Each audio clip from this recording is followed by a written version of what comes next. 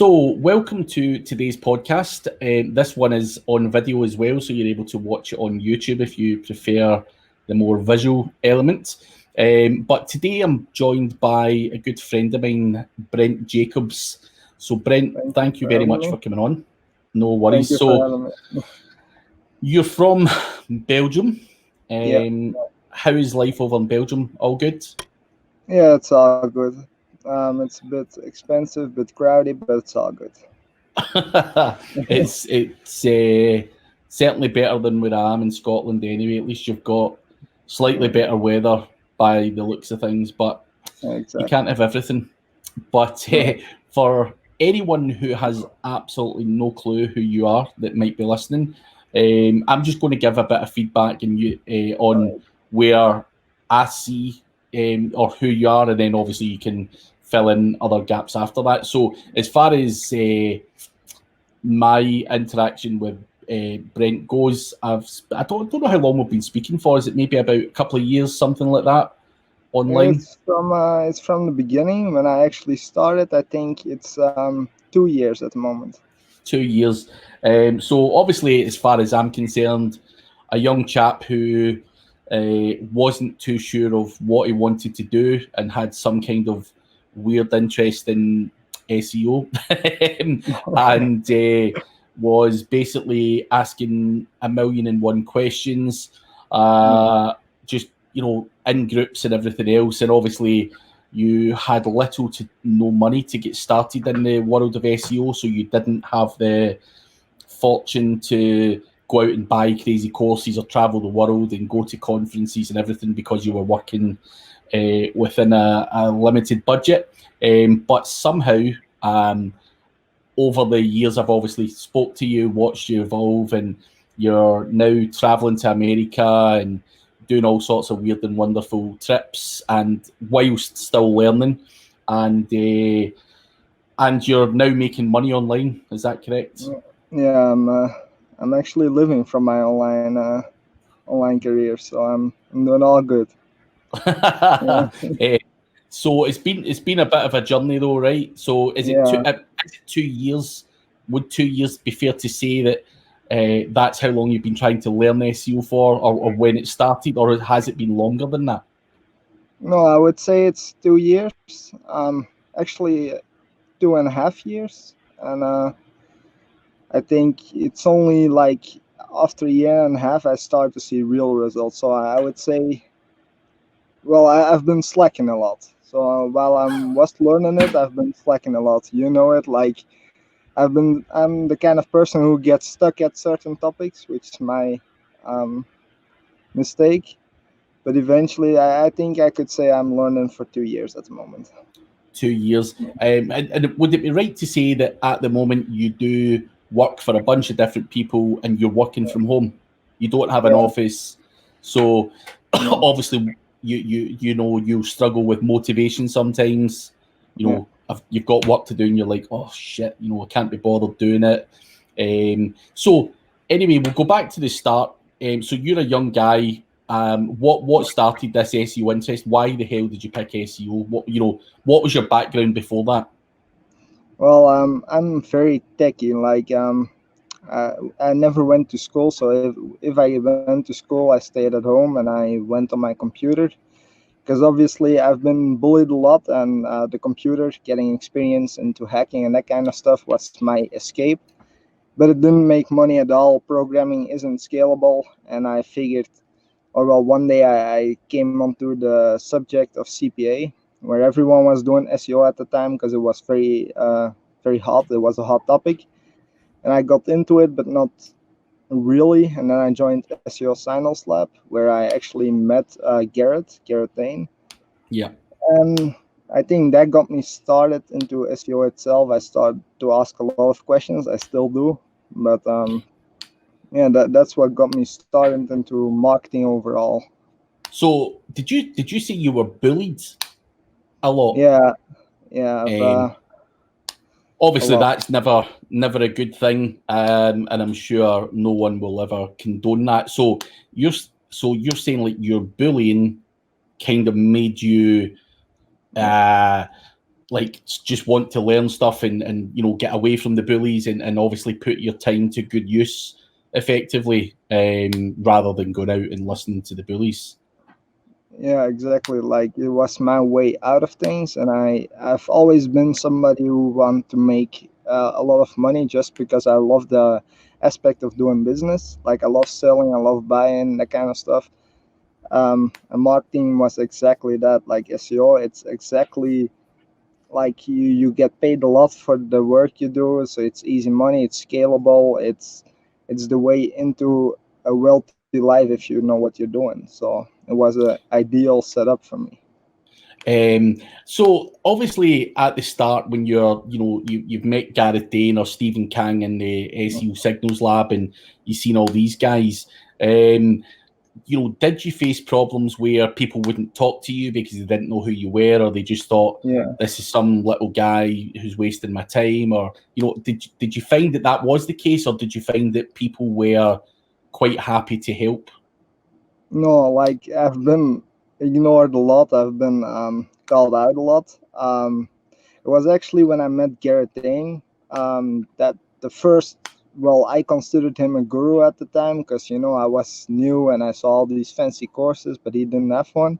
He was the first one to actually help me out. He offered me a job. I offered him to work for free. He said, no, I want to pay you so you at least have some money. And that's what got me started. But I've been ignored for most of the time till I start to, well, build some reputation. And yeah, you need to prove yourself in the SEO business that you're not somebody lazy who is not doing anything, because else I feel like a lot of people will actually ignore you.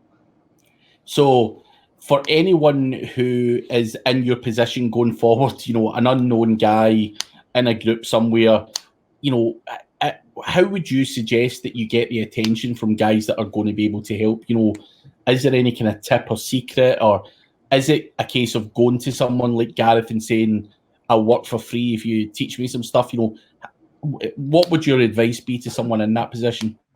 Well, first of all, I always recommend offering somebody more experienced than you to work for free, because even though you're working for free and you're investing time in it, you get something back, you get knowledge, and this knowledge allows you to build a business based on what you've learned. So you skip a whole path, and of course, like if you get into SEO and you do nothing, you won't get paid at all anyway. So why not work for free and learn? But if you want to get into this kind of stuff and talk to gurus or people with a lot of knowledge, I really recommend you start, and you don't be scared to be ignored. Like just ask constructive questions and don't ask how do you make money, because that doesn't work at all. Like yeah, I think I get those questions all the time on Facebook, and people are saying, "Going to show me how to make money," or "Going to tell me how to get started in blogging," and you're just like, "Fuck," And as yeah, much as you want to help people, you're just like, Google some of the basics at least, and try and help yourself before you expect other people to help. But it's good that obviously you found Gareth, who is obviously a great guy, and we both mutually know that. For anyone else, Gareth owns Niche Affiliate Empires, which is a group online which has got a fair bit of engagement more on the affiliate side of things. But yeah, Gareth's a great guy. Spent a lot of time with Gareth over the years, and yeah, he's a good lad. Good fun as well. He's a bit crazy. I'm not going to lie, but I like crazy people. So Gareth's certainly one of the good guys online. So obviously you were messing about in the Facebook group SEO Signals Lab, which belongs to Stephen Kang, and I know you're quite close with Stephen, and he's obviously been very helpful over the duration as well. Where else other than Facebook groups have you found help? Where else have you been learning? Is it YouTube videos, or do you go out locally to meetups or anything else, or no, is it all groups? No, in Belgium, there's not a lot of local stuff, but I've recently met a local SEO. Like he's from Belgium also. His name is Yam. We're also partnering up, but this kind of stuff teaches you a lot of stuff too. I've watched all your videos, for example, especially the Black Hat stuff. I'm a Black Hat guy. I like the Black Hat stuff. But yeah, YouTube is very helpful, I would say.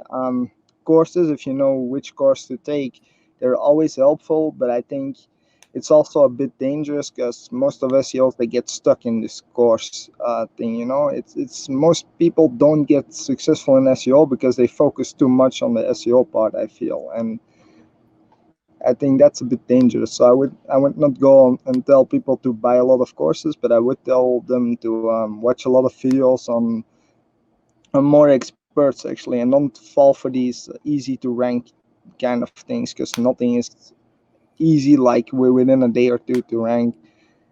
Or well, I wouldn't say so. So there's a lot of fraud things going on there, and a lot of things you should ignore. But if you know the right people, then I think YouTube Um, is an ideal place. No, it's YouTube, and watching videos is obviously a great place to learn. I would always see that. One of the things that I personally feel, and feel that's the case, is with guys like yourself who are learning, there's so much information out there that how do you determine who's the best guys to watch on YouTube? You know, because literally, if I was to go into YouTube just now and do a search for anything SEO related, I'm going to be inundated with, you know, there's a million videos out there on this subject. How do you determine what's credible and what's not? Is it the amount of views a video's had, or is it the person's brand and reputation, or you know, how do you establish who's good and who's not when you don't Well, even know what the truth is? You know, that's the hard part, because I've been there, and I tell people often, I spent 5 years of my life going round in circles and, you know, being fed every bit of bullshit under the sun. And I bought it, believed it, you know, and then, you know, to find out after a year of, you know, hanging on every word that a particular guy said, that it was all bullshit.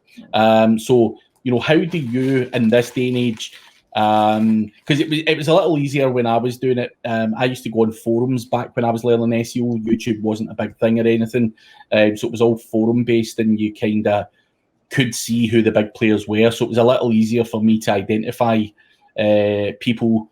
But now, as you know, everyone's on a video. There's tons. yeah. So what do you do to establish who's bullshitting and who's not? Because it's even some of the biggest brand names out there, and you know, sometimes don't always tell the truth, and so you can't really just use someone's brand, you know, because they're well known. That doesn't always mean that you're getting the right information. No, it's true. But if I try to find out the truth about the video, whether it's useful or not, I often take the subject itself and I actually do some research based on that. Like, are other people talking about the subject? Is it working? If not, I don't believe in just taking something and applying it. Like, I test it first and I don't put it into my strategy before I test it. So I always do a lot of testing as well. But I would say, like, the worst case scenario, I will even reach out to the guy and ask their opinion, because most YouTubers, even though they are famous, they or they are more well known, they will respond to you, especially in the SEO branch, when nobody's really that well known, I would say, like PewDiePie, for example. So they will always respond, and if not, ask other people, ask people you know about this certain YouTuber. I asked everyone. If I have a question, I ask everyone, especially like you notice I've asked you plenty of questions. Yep. Uh, but that's like, I'm a very curious guy, and I test things and I ask a lot of questions. But I think that's also what makes me able to grow without anything, you know. So I would I say, think if I'm, you know, if I'm going to see anything about you, is obviously you do go away and try things out, and I think that is the key part. It's not just listening to what someone says, asking, you know, questioning whether that's right or wrong, and actually going away and testing it is obviously a big plus for you, and actually getting your hands dirty. And I know you've probably wasted money on certain things as well, like trying out certain things and it didn't quite work out or whatever. But again, that's all part of your learning experience. But going on to, obviously you've learned and you're still continuing to learn. You literally started where you had no money whatsoever.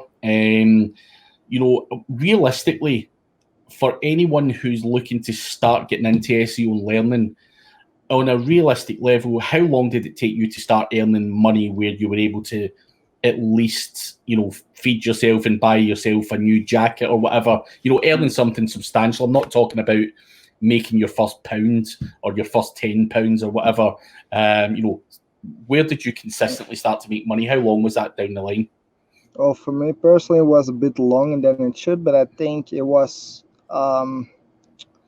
previous year. So like after a year, 9 months, something like that, I started to make real money. That's also when I got my first trip to America.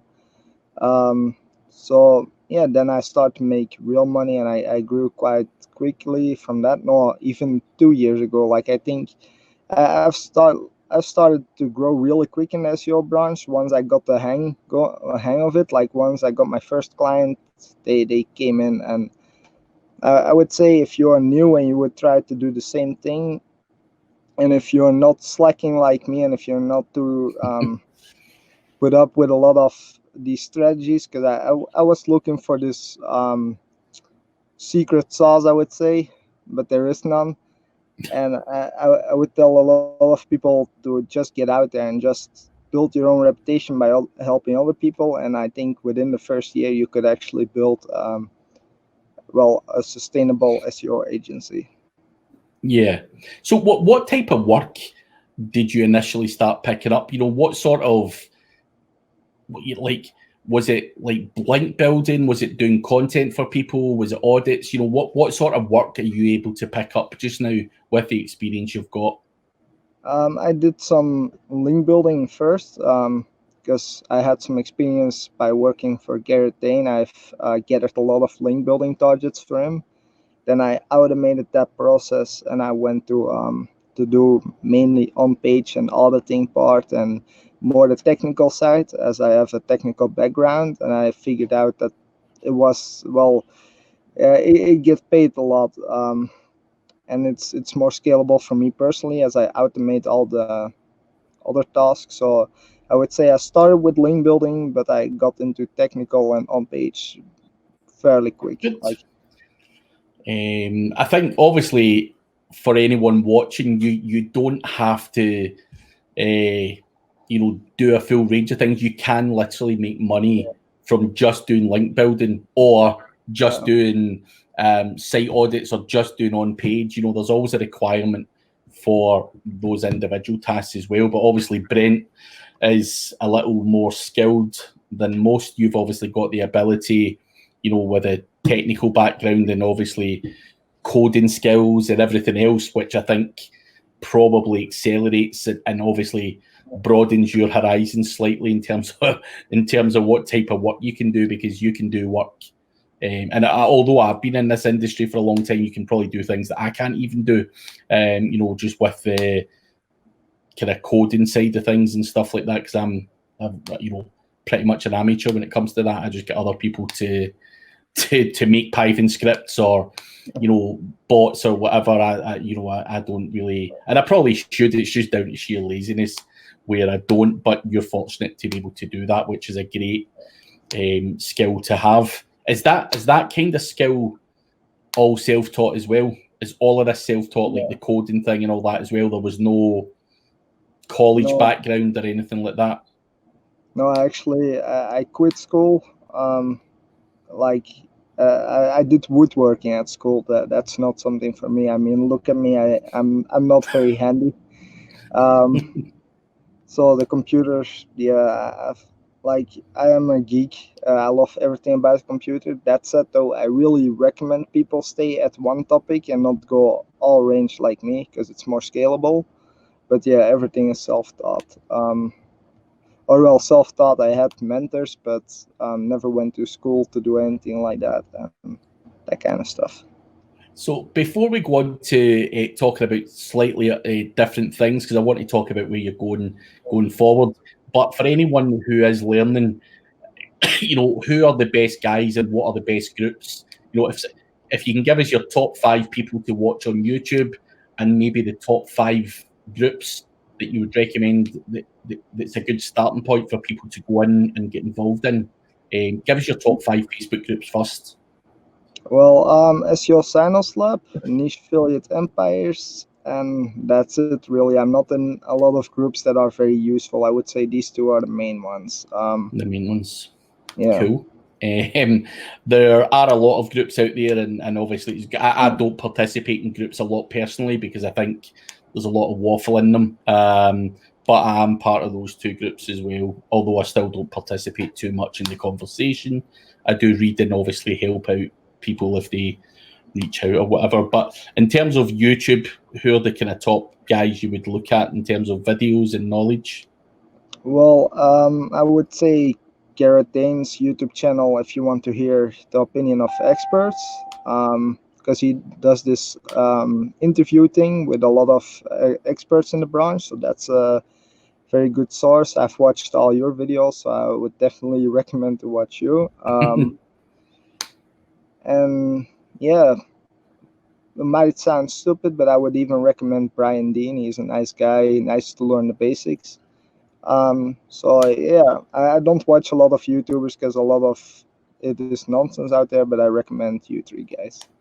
I think obviously you mentioned there even Brian Dean. I think a lot of people have got this conception that even Neil Patel to some degree that these guys are, past it or white hat or whatever. I don't know what the actual general conception is, but these guys have got an amazing amounts of videos and amazing amounts of tutorials to learn the basics. Obviously, from there, whether you choose to do what is black hat and what's white hat and whatnot, it is entirely up to yourself. But I think these guys are great, and they get some of them more Neil Patel than Brian Dean, but they get a lot of stick online, which is I think a bit unfair in certain cases because they do take the time and effort to share a lot of information with people, and certainly they've got more followers than haters. So I think it's important to highlight that.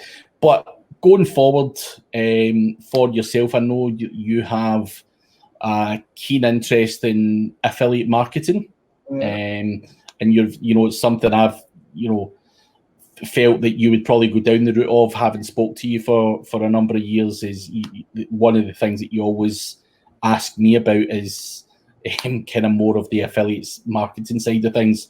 And I know that you have come up with some deal with Israel, and you're going to be doing a bit of work experience or mentorship or whatever you want to call it with Israel on the affiliate marketing side of things. What makes you choose that rather than client work or building up an agency? Is there any particular reason that you like affiliate marketing?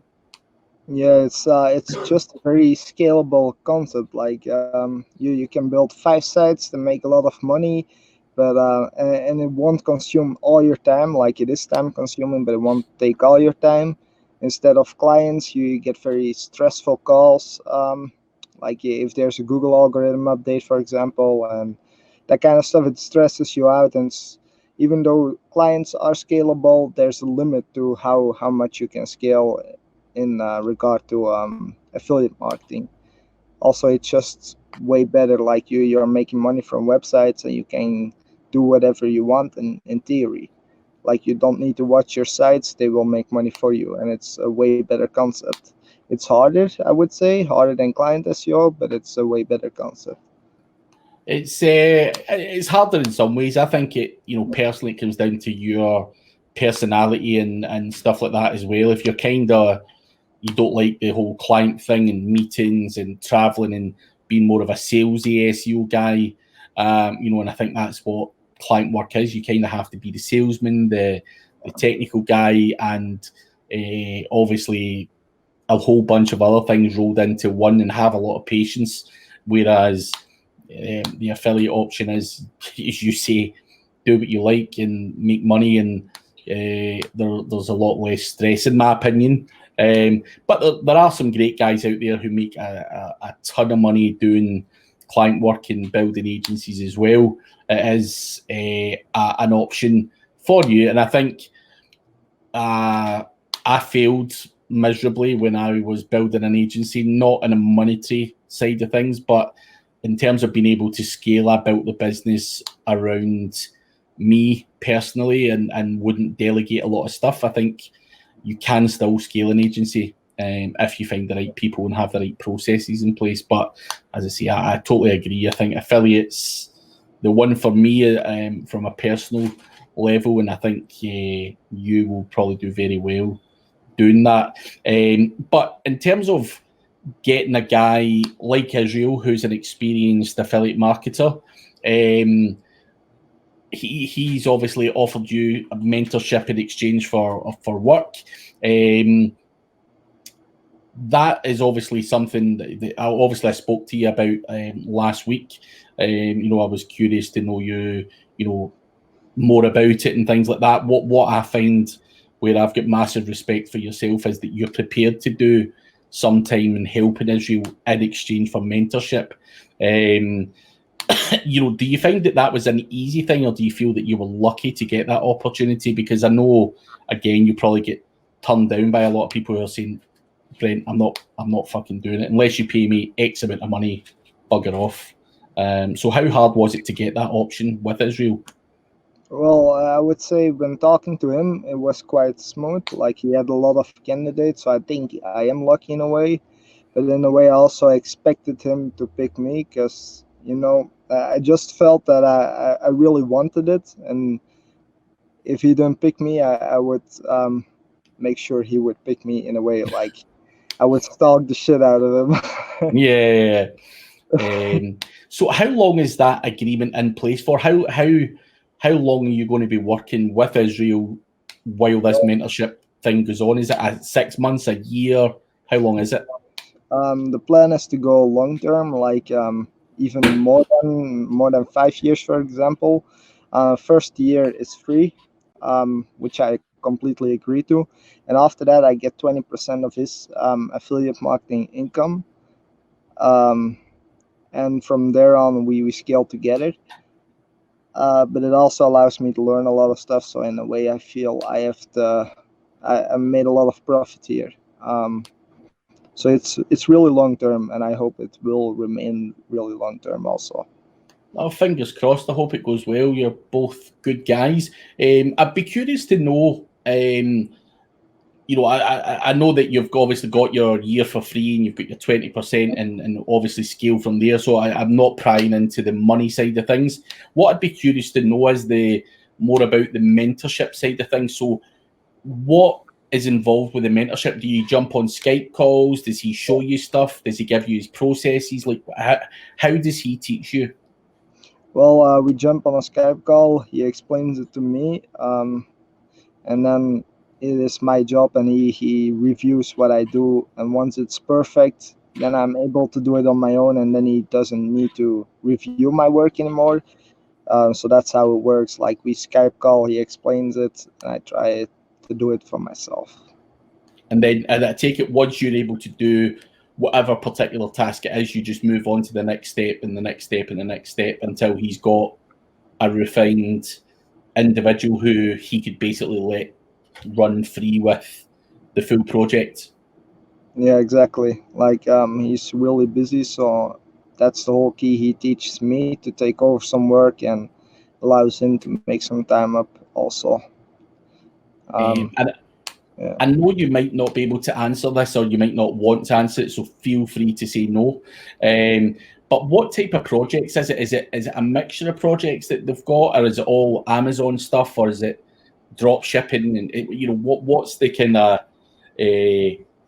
businesses? Obviously, I'm not asking for niches or anything like that, but is it all purely affiliate, or does he have some drop shipping in there as well? Or No, he has purely affiliates. Most of them Amazon, because he feels like Amazon is the best way to go with right now, since they're quite quick in delivery and that kind of stuff. Mhm. So he feels that they are the best to go with. But yeah, he's mainly Amazon. I totally understand also, but mainly Amazon. It's there's loads of guys out there. I know loads of guys that have got 20 plus Amazon affiliate websites and they make a Exactly. lot of money. But I was curious to know. It's I think some people go down the route of having a mixed bunch of everything, and obviously some guys just go all out, all Amazon, and just scale up, just doing the same process. It's just different niche after niche after niche after niche. Which, as long as it works and you're making money, who Exactly. cares? That's the bottom line. So, no, fingers crossed it goes all well with Israel and stuff like that. How many days a week are you doing that with Israel? It's really dependent on him. Like sometimes he just hooks me up with work, and I'm just prepared to work whenever he wants. Like my client SEO thing is scaled and mostly automatic, so I don't need to focus on that. I have plenty of time to work for him, and I think, well, he just hooks me up, and at the moment it's a bit slow, I will have to say, because he's leaving for a week, but I hope it gets pretty intense. Yeah, Because I I think like to learn. Yeah. just push them, just give me more, give me more. Yeah. But it's good that you're able to juggle that. That was going to be my next question: was how are you going to juggle your client side with affiliate? But if you're automating, a lot of the processes or whatever, then fair play. Can I just ask a bit on the automation before we go? What sort of processes when you're doing client work are you actually automating? For example, I never find any link building targets for myself. For example, link building for me is mostly automated. I'm working on some new software to automate it even further. But for example, I just fire up my script and I get like 100 of guest posting targets, and that's just a minute of work. I mean, it's pretty scalable. I outsource most of these things. For example, the outreach part, it's not even up to me. The content part, it's not even up to me. All I really need to do is audit the website, check the on page, and place the content. But even the content placing is most often also outsourced. So my work is really limited to a lot of auditing things, and even then, it's quite. Interesting. Interesting. One thing I do want to ask, obviously, on the outsourcing side of things, is that something you do manage, though? Are you managing these VAs? Are you saying to them, this is the process, I want you to do it this way? Yeah, I got a lot of people when I grew. They contacted me, and I took these VAs in. So since then, I managed them as I also taught them how to do SEO, and they're very loyal. So I'm lucky they know how I work, and I give them the process they need to do, and they make sure it happens. Interesting. I had no idea you had VAs and stuff as well. Smart guy, as I say.